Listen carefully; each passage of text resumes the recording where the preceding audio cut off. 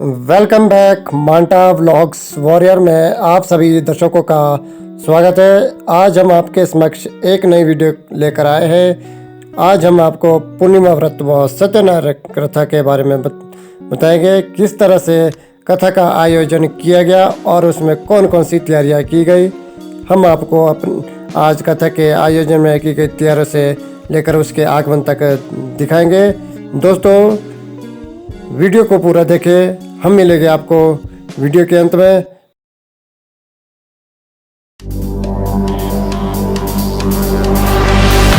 Ladies and gentlemen, are you ready?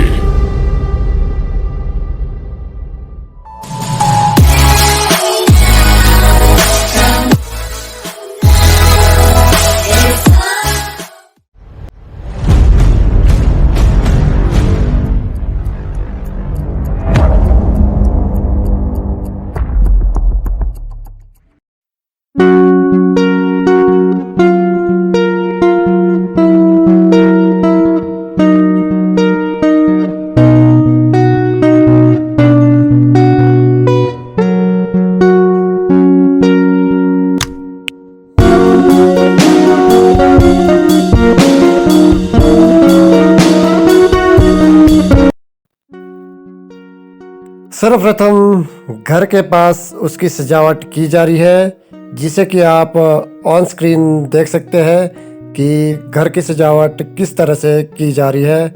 और कथा के शुरुआत में किस किस तरह की तैयारियां की जा रही है, तो आगे भी हम आपको दिखाएंगे।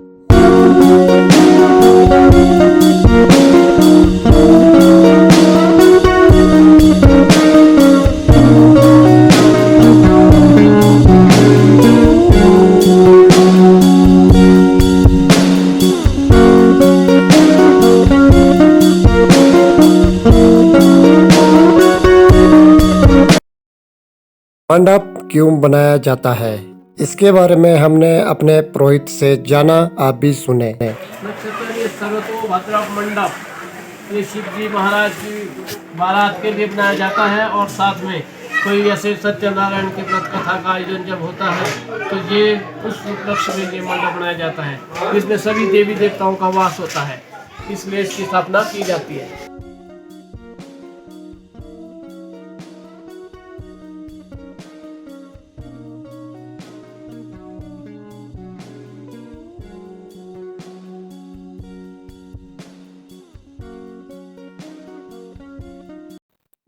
दोस्तों, आगे आप देख सकते हैं कि मंडप पूरी तरह से तैयार हो चुका है और इसकी सजावट किस किस तरह से की गई है उसे भी आप ऑन स्क्रीन देख सकते हैं। और ये एक बहुत खूबसूरत मंडप यहाँ पर पूजा के लिए तैयार किया गया है। तो इसके साथ में जो पूजा की सामग्री रखी गई है उसे भी आप ऑन स्क्रीन देख सकते हैं। पूजा में जो जो भी सामग्री लगती है उसे भी इसके समक्ष रखा गया है। तो देखिए आप, कथा से पहले इसकी सजावट का कार्य भी पूर्ण हो चुका है और उसके पश्चात अब आगे का कार्यक्रम की तैयारियां भी हो चुकी है। और आप देख सकते हैं कि इस मंडप को किस तरह से बनाया गया है। हमने आपको इस मंडप की तैयारियों के बारे में पहले से लेकर अभी तक की जो तैयारियां हो चुकी है उसके बारे में बताया और दिखाया भी। तो देख सकते हैं कि कितना खूबसूरत बनाया गया है इस मंडप को। तो आप ऑन स्क्रीन देख सकते हैं, इसके बीच में ये कलश रखा गया है। तो देखिए आगे देखिए दोस्तों, यहाँ पर रात्रि भोज की तैयारियां की जा रही है, जो कि कथा के बाद धाम बनाई जानी है, उसकी तैयारियां की जानी है। तो दोस्तों देखिए किस तरह से यहाँ पर तैयारियां की जा रही है, जिसे कि आप ऑन स्क्रीन देख सकते हैं। तो दोस्तों आगे ले चलते हैं हम आपको। यहाँ पर सभी गांव के बुजुर्गवान जो कि रात्रि भोज कार्य में अपना पूरा योगदान दे रहे हैं। तो दोस्तों बने रहिए आगे।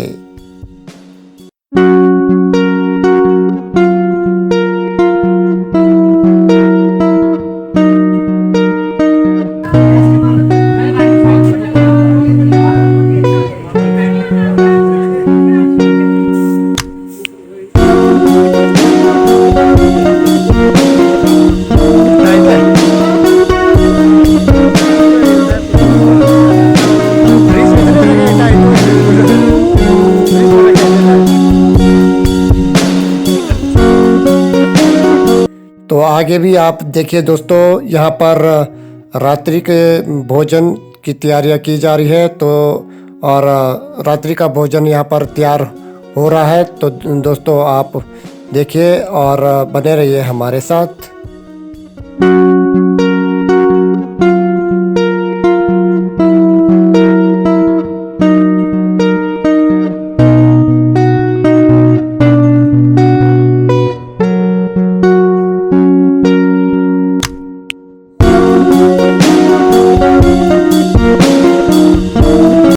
तो दोस्तों आप यहाँ ऑन स्क्रीन देख सकते हैं, यहाँ पर आटे को गूंद कर पूरियाँ बनाई जानी है। तो आटे को गूंद कर यहाँ पर तैयार किया जा रहा है। तो दोस्तों आप ऑन स्क्रीन देख सकते हैं।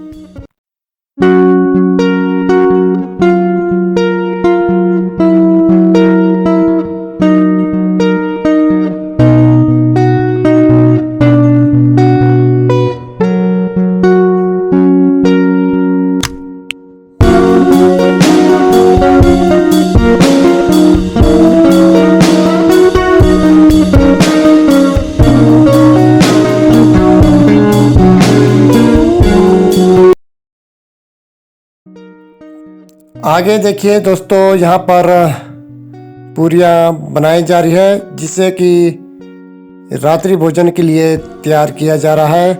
तो सभी के द्वारा यहाँ पर ऑन स्क्रीन देख सकते हैं कि यहाँ पर पूरियाँ बनाई जा रही है। तो किस तरह का यहाँ पर काम किया जा रहा है, तो दोस्तों आप इसे ऑन स्क्रीन देख सकते हैं।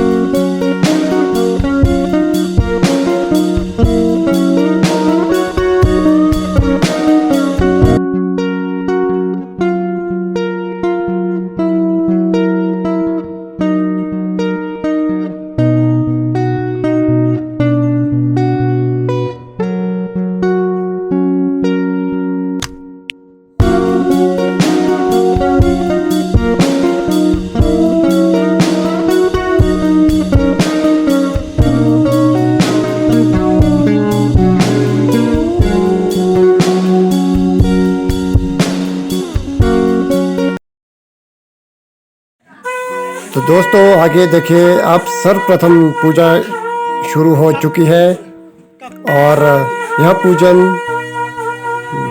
शांति पूजन और देवी देवताओं के वास व आगमन के लिए किया जा रहा है। इसके बाद मैं आपको पूर्णिमा व्रत व सत्यनारायण कथा के बारे में बताऊंगा। सर्वप्रथम पूर्णिमा व्रत क्यों रखा जाता है, इसके बारे में आपको मैं बताऊंगा। पूर्णिमा व्रत पौराणिक मान्यताओं के अनुसार इस दिन भगवान विष्णु की पूजा की जाती है और इस व्रत को करने से सिद्धिदायक फल की प्राप्ति होती है, इसलिए पूर्णिमा व्रत को रखा जाता है। सत्यनारायण की कथा क्यों की जाती है?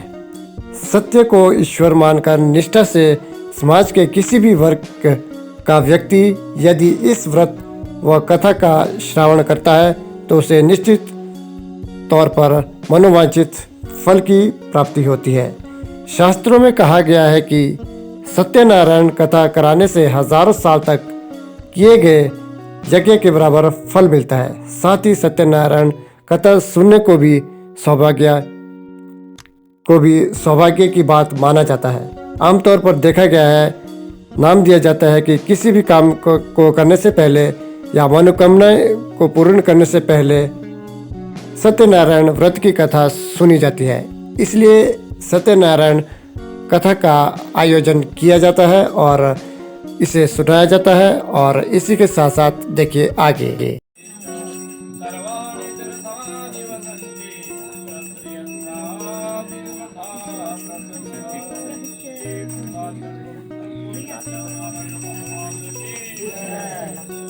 जो उसने हैंड यूज करा। Hello hello. फ्लैंक किसी कर दो, वो फ्लैंक किसी कर दो।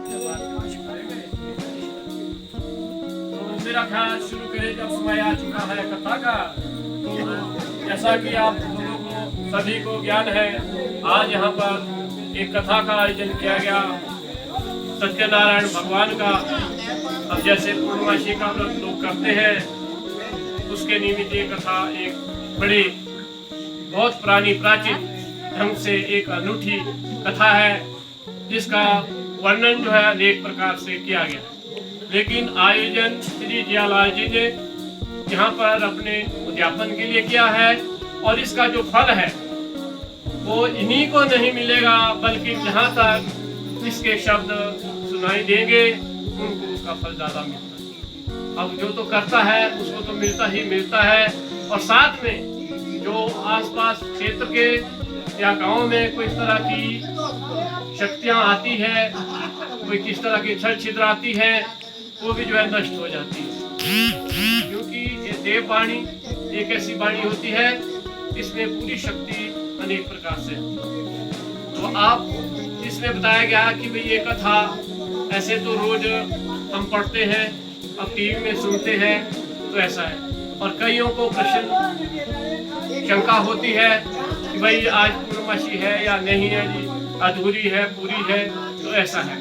तो इसमें स्पष्ट लिखा गया है कथा में, जो अभी बताया जाएगा कि यदा कदा कस्मिन दिने श्रद्धा के अनुसार इस कथा को कभी भी किया जा सकता है।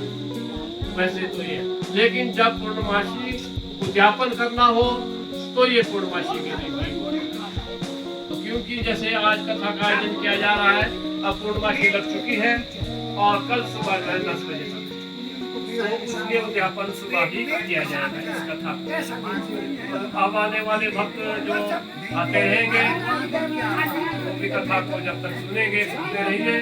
तो लेकिन जो यहाँ पर आए हैं सबका सबसे पहले स्वागत है, आपका अभिनंदन है कि आप इस यज्ञ में आए। यज्ञ की शुभ आदमी से बढ़ती है, यदि आदमी नहीं होंगे 2-4 की कथा तो होती है, लेकिन जितने ज्यादा लोग होंगे। अब कथा सुनाने से पहले, प्रारंभ करने से पहले अब सभी लोगों से विनती ये रहती है कि भाई जय जयकार भगवान का स्मरण करते रहिए। अपने जो भी कोई आपकी इस तरह के मन में विचार है, कोई कुछ घर में रह गया है या कोई चूल्हे पर लगा के रखा है या भूल गए हैं या नल लगाना भूल गए हैं, कुछ ऐसा है, वो सारी चीजों को उठा के यहाँ पर समर्पित हो जाए प्रभु के चरणों में, तभी फल प्राप्ति होती है। ये नहीं है कि कोई इधर आपस में वार्तालाप करे तो अपना सुख दुख जो है वो उसके बाद भी लगाया जा सकता है। अब ये 1-आधे घंटे की कथा होती है, उसको तन मन धन से सुना जाएगा तो हमें सब जरूर मिलेगी। इस प्रकार से, और जो भोग बाद में लगाया जाता है सत्यनारायण भगवान का, उसको सभी ग्रहण करें। अभी ऐसा नहीं है कि इसमें अब लोगों से कहीं सुनने को देखने को मिलता है कि बोलो जी चलो अब इस तरह से कथा जल्दी जल्दी करो और फिर दूसरी अपनी पार्टियाँ जो भी आदमी चाहते हैं मांस वगैरह का ज़्यादा हो तो वो शोभा नहीं। तो क्योंकि आज जब आप समर्पित है तो आज इसी के लिए समर्पित हो जाए। अब चलो खाते पीते अपने आगे का खाओ पियो, लेकिन ऐसे समय में इस तरह के विचार रखना जो है ठीक नहीं। ठीक है, तो इस प्रकार बोलो सत्यानारायण भगवान की जय, यजमान महोदय की जय, आए हुए लोगों की जय, जागा माता की जय।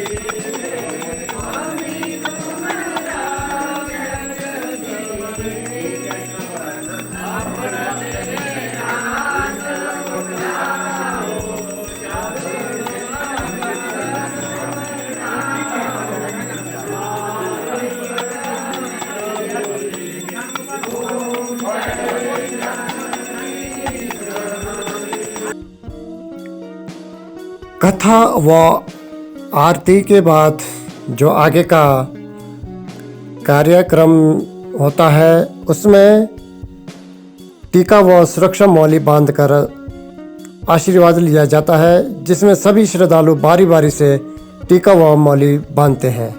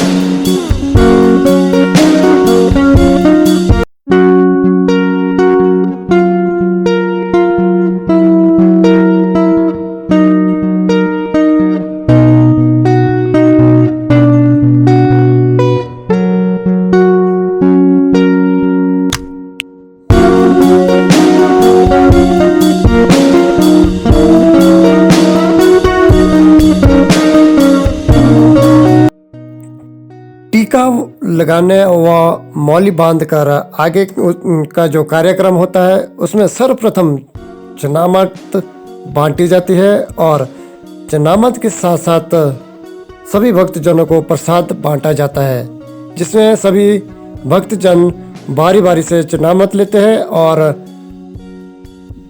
भोग को ग्रहण करते हैं, जिसे कि आप ऑन स्क्रीन देख सकते हैं किस तरह से लोगों को प्रसाद बांटा जा रहा है। अंतिम समय में धाम का आयोजन किया जाता है, जिसमें सभी लोग धाम खाकर इस कथा को संपन्न करते हैं।